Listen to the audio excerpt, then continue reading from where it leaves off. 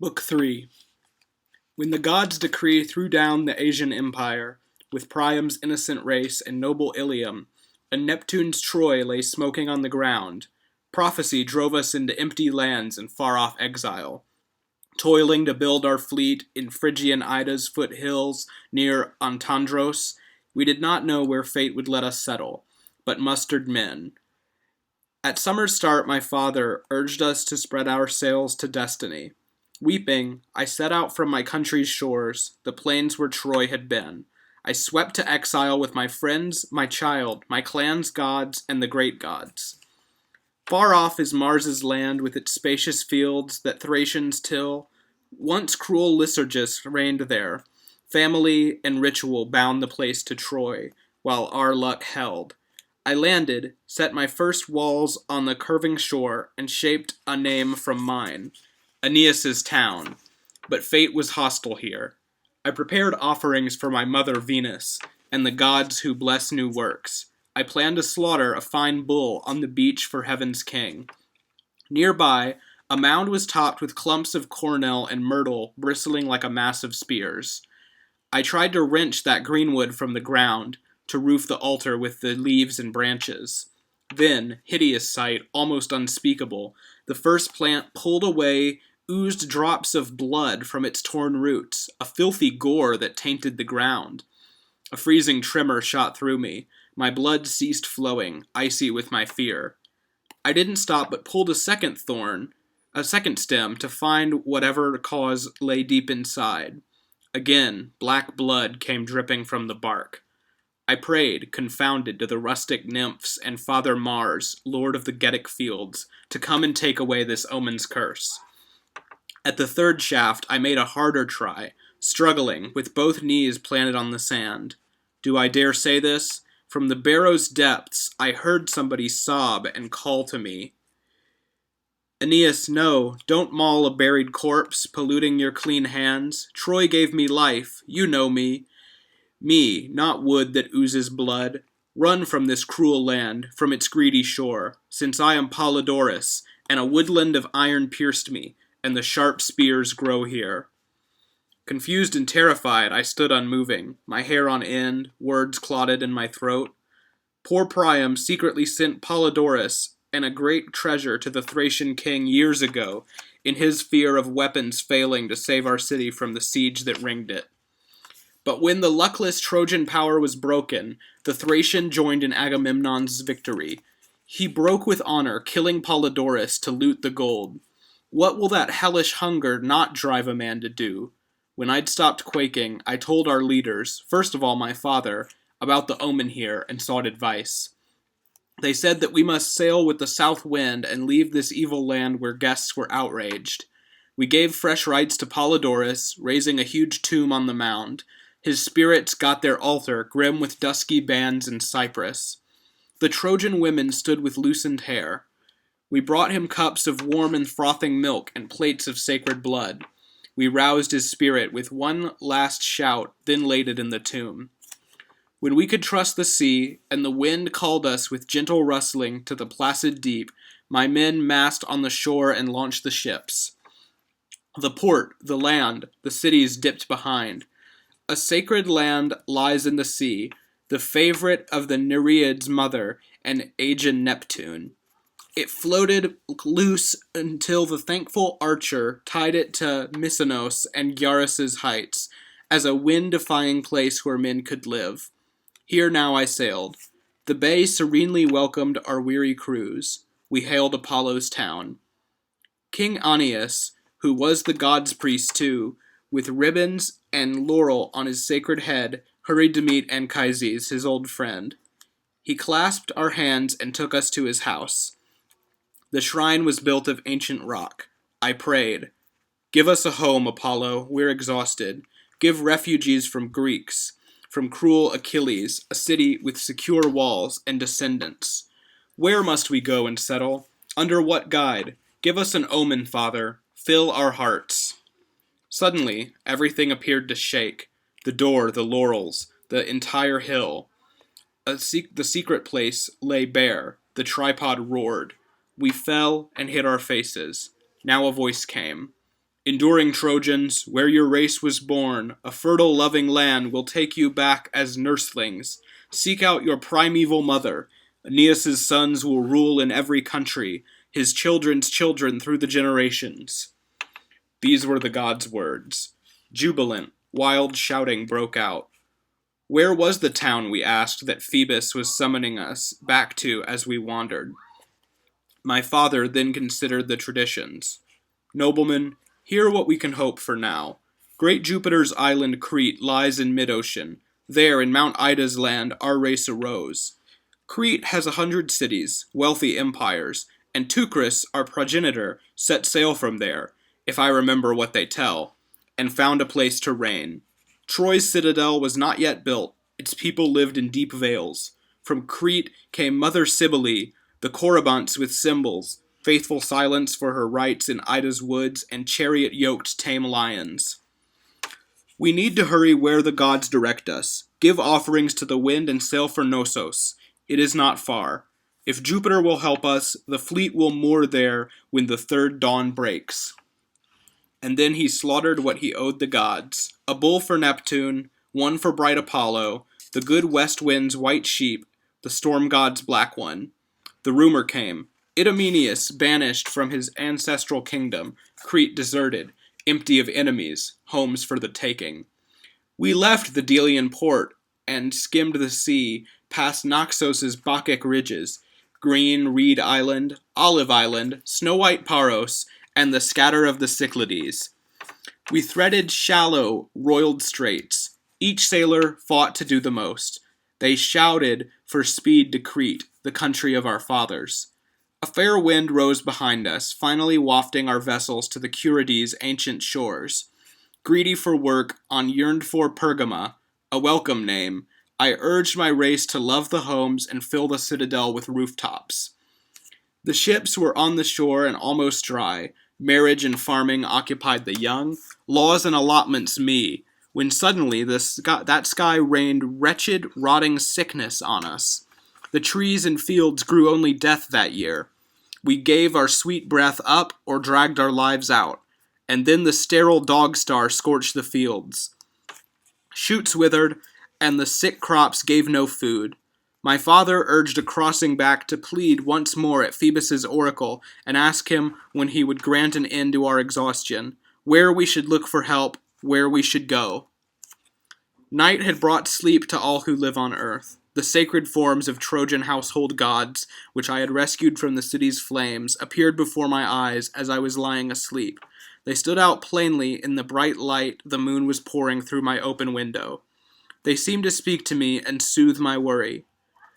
What the god would have told you at his shrine, he kindly sends with us right at your threshold. When Troy had burned, we soldiered after you. We crossed the swelling water with your fleet, and we will raise your children to the stars and give the wide earth to your city. High walls for your high gods you'll need there.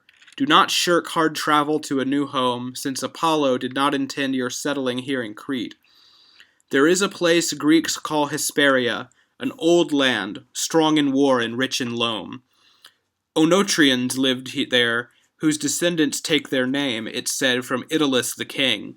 This is our own home. Dardanus was born here, and Father Easius, founder of our clan. Wake, hurry, go with joy to your old father. There is no question this time. He must go to Italy. Jove denies you land in Crete. The sight and sound of gods dumbfounded me. It was no dream, you see. I recognized expressions, garlands, faces there before me, and my whole body dripped with chilly sweat.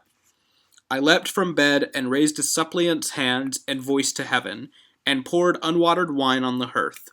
And when these heart-easing rites were finished, I told Anchises all that had transpired. He saw we had a double origin. He'd made a fresh mistake about old places. Child, how the destiny of Troy torments you. Only Cassandra gave us such predictions. Now I recall she often said our race was meant to have the West, or Italy. But who'd imagine Trojans going there? And who believed Cassandra in those days? Have faith in Phoebus. Now he sets us right. With shouts of triumph, all of us obeyed. We left another home, but some remained. Now sails unfurled. Light hulls skimmed on the vast sea. A long way out, with nothing in our sight anywhere but the ocean and the sky, a blue-black mass of rain and stormy midnight loomed in. The water bristled in the dark wind. All that colossal surface rose in arcs, flinging and strewing us across itself. The storm clouds muffled day. The sky was hidden in soaking night. Fire shattered on and on. Slammed off of our course, we groped through blinding waves. The sky could not show even Palinurus the time. He said he'd lost his way in mid-sea. For 3 long days, we thought, the gloom confused us. We wandered, and as many starless nights. On the 4th day at last we saw land rising, some distant mountains and a curl of smoke. We lowered sails.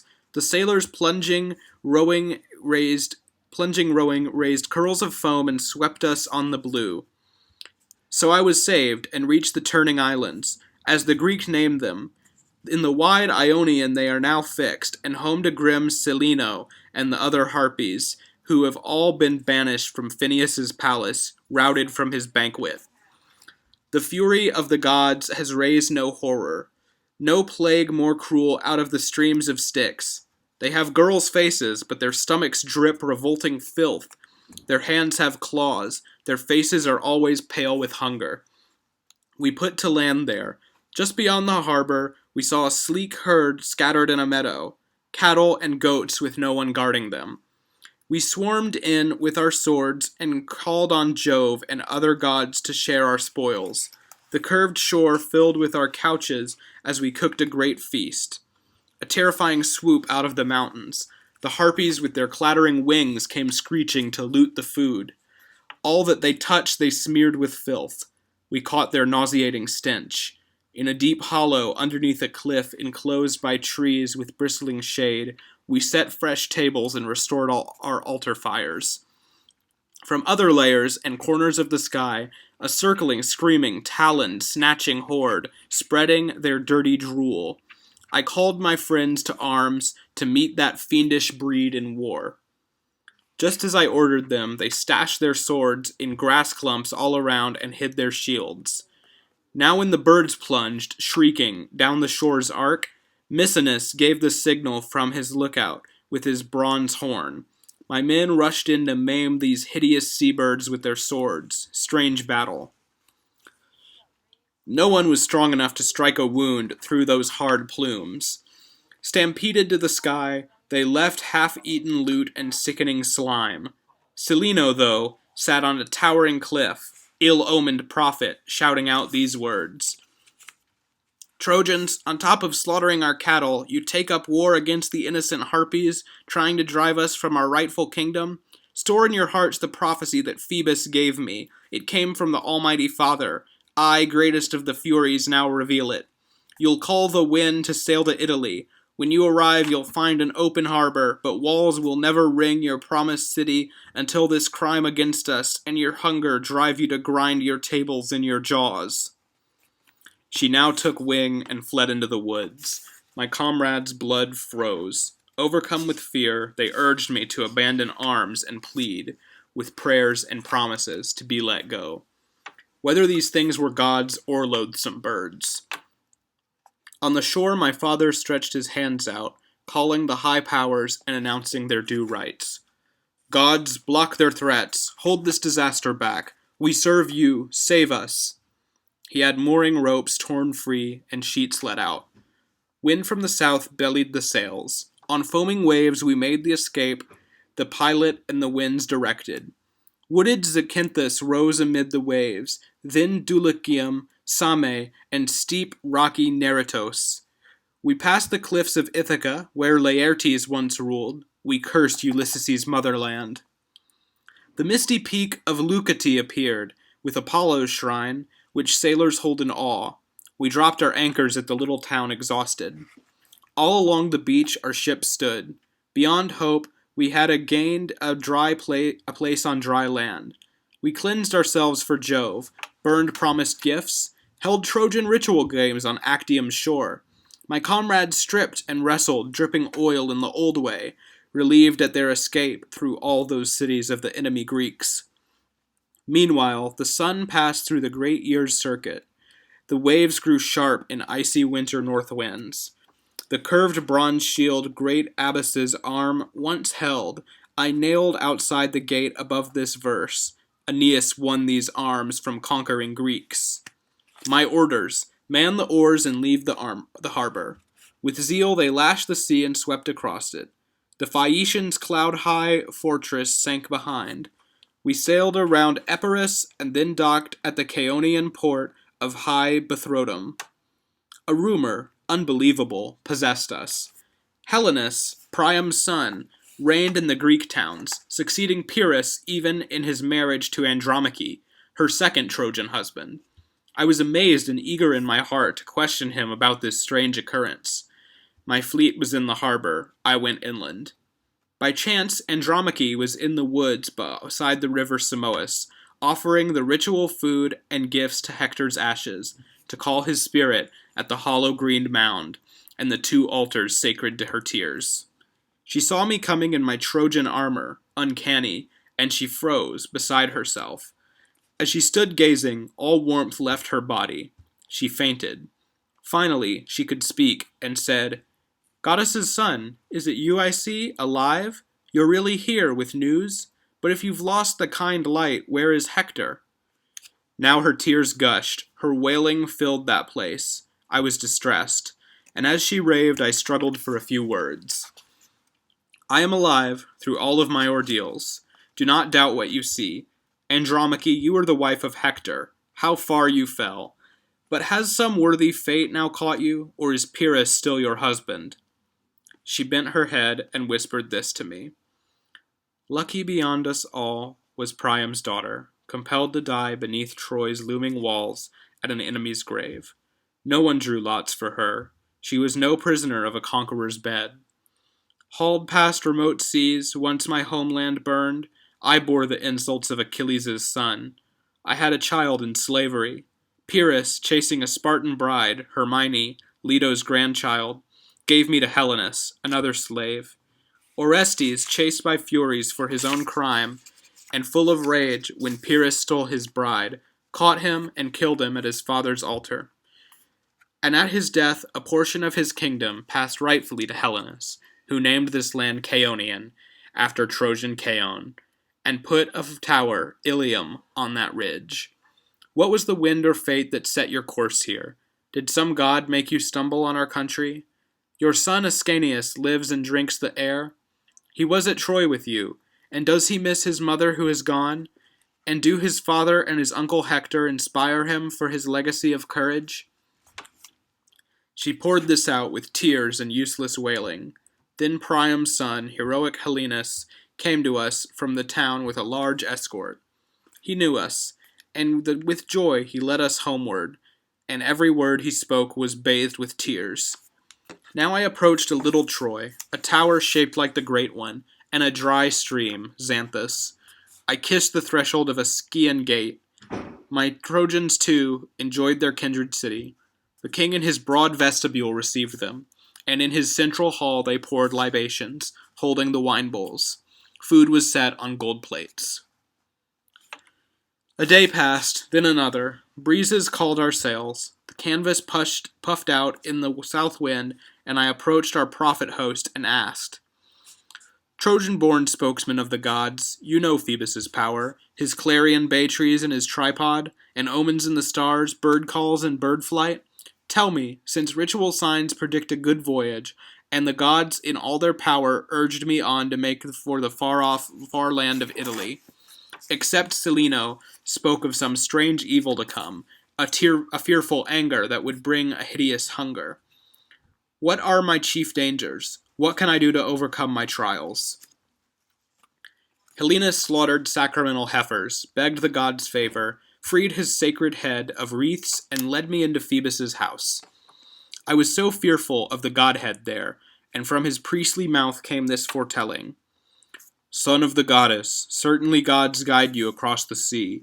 The king of them allotted this fate, this turning wheel of incident. These words will help you cross the unknown seas in safety, clear to an Italian haven. The fates have hidden some things, I should say, Some Juno, Saturn's daughter, holds inside me. First, you think Italy's close. You plan to gain its harbors easily, but you know nothing. The formless path there lies beside long coasts. You'll bend your oars in the Sicilian waves and cross the salty plain near Italy by Circe's land and the lakes of hell before a safe land lets you found a city. Keep carefully in mind the signs I speak of. Troubled at heart, you'll find a huge sow lying with 30 piglets by a distant river under the holm oaks. On her bed of dark ground she will be white, the youngsters at her teats white. Your city will be there, and your sure respite. As for eating tables, calm your terror. Follow fate's path and ask Apollo's help. Avoid the nearer coast of Italy, the beaches that are washed by tides we share, since evil Greeks inhabit every fort. The Locrians walled Nerisium, Cretan armies of Idomeneus on Cilician flatlands, and small Petilia set in her safe walls by Philoctetes, chieftain from Melibea. When you have crossed the sea and moored, and give your promised gifts at new-built shoreline altars, hide your head, drape it in your purple clothing, so that amid the flames of sacred ritual, you see no enemy and spoil the omens. Let your companions hold to this, and you too, and your sons' sons, keep pure in this observance. From here the wind will take you on to Sicily. Pelorus will disclose its narrow gap. Aim for the left shore, circle in from far out. Avoid the land and water on the right. They say some cataclysm split these places. Time holds within it such tremendous changes. It was a single place once, but the waves exploded through the middle, splitting Italy from Sicily, to sever farms and cities by new-made shores and narrow, sweeping tides. Scylla lurks on the right, vicious Charybdis on the left. Its vortex sucks down vast cascades sheer to the bottom 3 times every day, and spouts them back, striking the stars with froth. Scylla, down in her secret murky cave, thrusts out her mouths and pulls ships into rocks. She's human, she's a girl with lovely breasts, down to the waist, but then a gruesome sea beast with dolphin tails and wolves massed at her stomach. Better to double back and make your slow way around Pacinum, Sicily's far headland, than glimpse disgusting Scylla in her huge lair and hear her blue dogs and make the boulders echo. And if I can be trusted as a prophet and know my art, and if the god inspires me, then I above all hear this, child of the goddess. An urgency I can't repeat enough times. Plead with and pray to mighty Juno's godhead. Win the queen over with your suppliant gifts and cheerful promises. She'll let you triumph at last by leaving Sicily for Italy. When you reach Cumae, near the sacred lakes and the deep sighing forest of Avernus, you'll see the raving Sibyl in a deep cave. She chants the future, and with special signs marks it on leaves. The Virgin puts these verses in sequence, and then locks them in her cave. They stay there motionless, in perfect order, but when a hinge turns, and a tender breeze falls on that flimsy foliage and disturbs it, she will not chase those flutterings through her cavern, nor link the lines back in their proper order.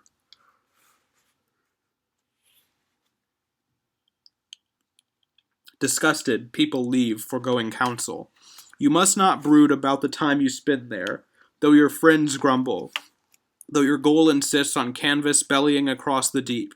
Approach the seer, beg to know your future, from her own chanting mouth, by her goodwill.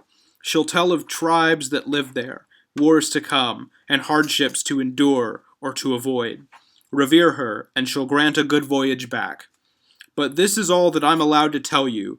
Go then, raise Troy to heaven with your strivings.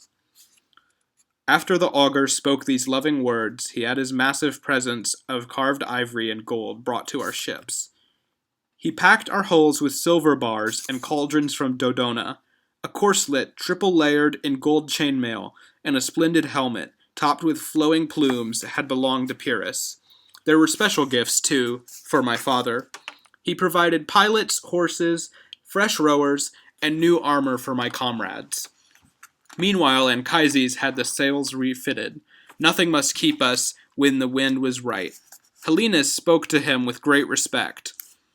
Anchises, fit to marry lofty Venus. Both times Troy fell to the gods who love you saved you. There is your Italy. Run it down with full sails. Take care. Coast past the near side, since the far side alone is opened for you by Apollo. Go now. You're lucky in your son's devotion. I must not waste the rising south wind's time. Andromache was as gracious as her husband, in grief to see us go. She heaped on gifts of clothing she'd embroidered with gold yarn, and gave Ascanius a Trojan cloak. Take what my hands made and remember me. Andromache, the wife of Hector, pledges her love this way. Receive your family's last gifts. You are the only image of Astyanax left to me. With his hands and his expressions and eyes, he'd be at boyhood's end like you. As I was leaving, tears rose to my eyes. Be happy, since your destiny is finished. We are called on one to one and then another. You have your peace, no ocean field to plow, no land to seek that falls away from you forever. You've made images of Xanthus and Troy with your own hands, with better omens, I hope, than Troy, and out of reach of Greeks. And if I ever come to Tiber's country, and see the ramparts granted to my people, will make Epirus and its neighbor Italy, which share a history and a founder too, Dardanus, brothers in their souls. We'll make a single Troy. Our heirs must see to this. We sailed out. Skirting the Ceronian headland was the quickest way to Italy by sea.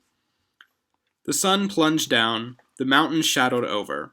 On the dry beach, warm, yearned-for earth, we scattered, after allotting rowing for the next day, and sprawled and took our rest.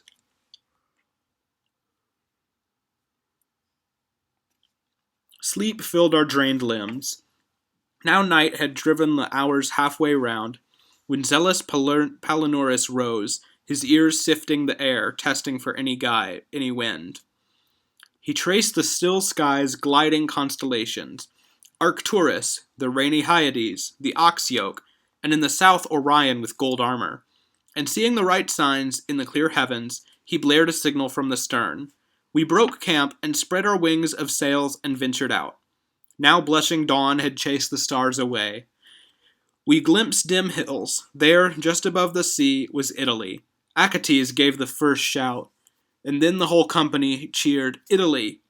Father Anchises wreathed a giant bowl, filled it with wine, and stood high on the helm, calling the gods. Deities who rule land and sea in storms, be gracious, send a wind, make our way easy. The breezes strengthened, and a harbor opened. Then, on the heights, we saw Minerva's shrine. They furled the sails and turned the powers toward shore. Waves from the east have made the beach a bow. In front, sharp rocks foam with the briny water. On either side, stone spires with their low arms form twin walls, and the shrine is safely inland.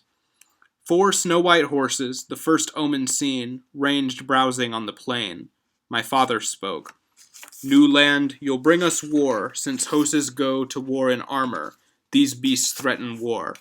But sometimes they are trained to draw a chariot in harmony, in yokes and reins and bridles, so peace may come. Cheering, we disembarked. We called on Pallas first, shield-clanging godhead. Trojan clothes hooded us before her altars. As Helenus had urged this most of all, we honored Argive Juno with burnt offerings. With our promises to gods fulfilled, we hurried to point the sail-draped yardarms out to sea. This was a land of Greeks, which made us leery. Tarentum's Gulf, did Hercules really go there? The Licinian temple and the fort at Caulon, and Silasium, wrecker of ships, rose up to face it.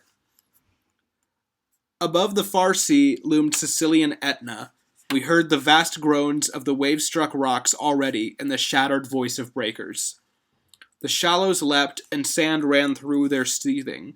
My father shouted, That must be Charybdis, the crags, the grim rocks Helenus foretold. Friends, save us, all together at the oars.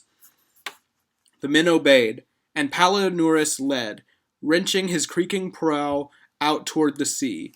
The whole fleet rowed and turned their sails to follow.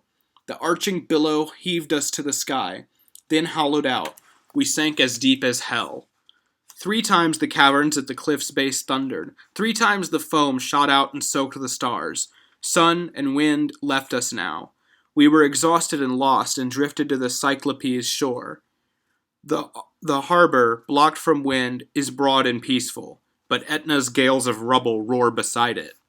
Sometimes a dark cloud blasts clear up to heaven, a pitch-black, smoky whirlwind ringed with white ash. Its swarms of hurtling fire flick the stars.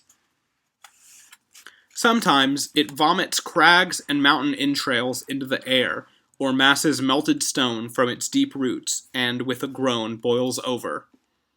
They say that huge Enceladus, scorched with lightning, is lying pinned beneath enormous Etna, which breathes its fires out of shattered forges, and when he turns exhausted, the whole island trembles and roars, and thick smoke masks the sky. Cowering all night in the woods, we suffered inhuman horrors, noises out of nowhere. Neither the stars' fire nor the moon was showing. The height of heaven lost all incandescence, and the hours of night were buried in a dark cloud. The day was rising, and the dawn appeared. Aurora drove the shadows from the damp sky, when a strange form burst on us from the forest, a pitiful, starved heap of dirt and rags. He approached us as a suppliant, with his hands out. We stared. His long beard straggled. He was filthy. Thorns pinned his clothes. But he was a Greek, we saw, a past invader in his country's armor. He'd seen our Trojan clothes and arms already, and halted for a little while in terror. Then he came rushing forward to the shore, weeping and pleading. By the gods, by the stars, the gods, this sky that gives us shining air to breathe, take me on board to any country, Trojans, that is enough. I sailed in that Greek fleet, and I attacked your homes. Yes, I admit it. Either forgive my crime, or throw the pieces of my body on the vast sea. Let it take me. Give me the joy of death at human hands. He clutched my knees in an unyielding grovel. I strove to draw from him his name and lineage, and then the story of his misery. Anchises quickly gave the youth his right hand, a ready sign of friendship, lending courage. At last he let his terror go and spoke. Luckless Ulysses took me, Achaemenides, to Troy. Because my father, Adamastus, was poor, I wish I'd stayed in poverty. My friends forgot me in their fear and left me in the Cyclops' desolate cavern when they stole out his savage door. That huge, dark house is fouled with gory food. He towers, striking the stars. Gods, rid the world of such a plague. Who'd want to speak with him or look at him? He eats poor human entrails and black blood. In the middle of his cave I saw him lying. He put his giant hand on 2 of us and smashed them on a rock. The entranceway ran with sprayed blood. I saw him chewing bodies black with their own gore, while their limbs still quivered. He paid. Ulysses acted like the hero he was and took a great defiant risk. The Cyclops, stuffed with food and sunk in wine, stretched his great length across the cave and laid down his lolling head, and vomited in his sleep blood, wine, and gory fragments. We beseeched the holy powers, drew lots for tasks, and swarmed around him. With a sharpened pike, we pierced the single eye beneath his brutal brow. Sun big as a shield an Argive carries. The joy when we avenged our comrades' ghosts. But run, poor people, slash your mooring cable and go. As huge as Polyphemus in his cavern, shutting his woolly herds and pens for milking, 100 Cyclopes are on the loose on this curved shore and wander in these mountains. And now the 3rd moon fills its horns with light, tally of time endured deep in these woods among beasts' dens. From cliffs I hear the monsters. I tremble when I hear their steps and voices. Trees give me miserable fodder, berries and rocky cornels, and I pull at roots. Yours are the first ships I have known to land here in all my watching. I surrender to them to escape this savage race, no matter what. Grant any death you'd like, and take my spirit. Just as he finished, we saw Polyphemus himself, high on a hill among his herd, his great bulk moving toward the shore he knew, a massive, hideous monster, but now blinded. A pine log led his hand and braced his steps. The woolly ewes, his sole delight and comfort, followed him. He waded to the deep and level water to wash the scooped-out sockets running gore, grinding his teeth and moaning. Now he strode far out, but no waves wet his towering flanks.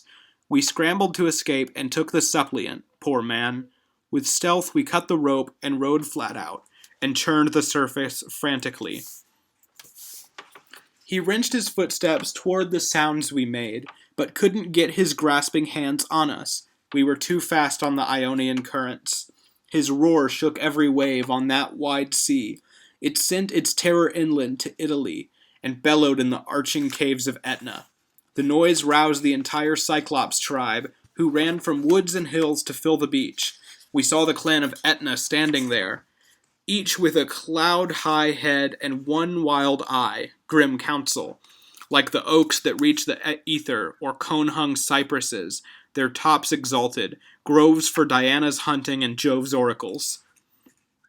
Our terror drove us headlong, anywhere.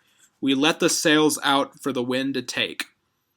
But Helenus had told us not to travel by Scylla and Charybdis, death crowds both sides. We chose to set the canvas for retreat, but a north wind from Pelorus's narrow cave drove us around Pantagius's rocky gates, the Bay of Megara, and low-lying Thapsus. Hapless Ulysses' Achaemenides pointed out shores he'd skirted coming there. Plemmyrium, washed with waves, confronts an island stretched across a Sicilian bay. The ancients called it Ortygia, land of Arethusa, the spring to which the Alpheus River channeled from Elis, as they say, to blend in this sea. We prayed to local gods as we'd been told to, and sailed on past Halorus's fertile wetlands. We grazed Pachynus's high and jutting rocks. Far off rose Camarina. Fate forbade moving it, and the fields outlying Gila, a city named for a roaring Laughter River. And then steep Acragas showed its far-off huge walls. Once, long ago, it bred high-hearted horses.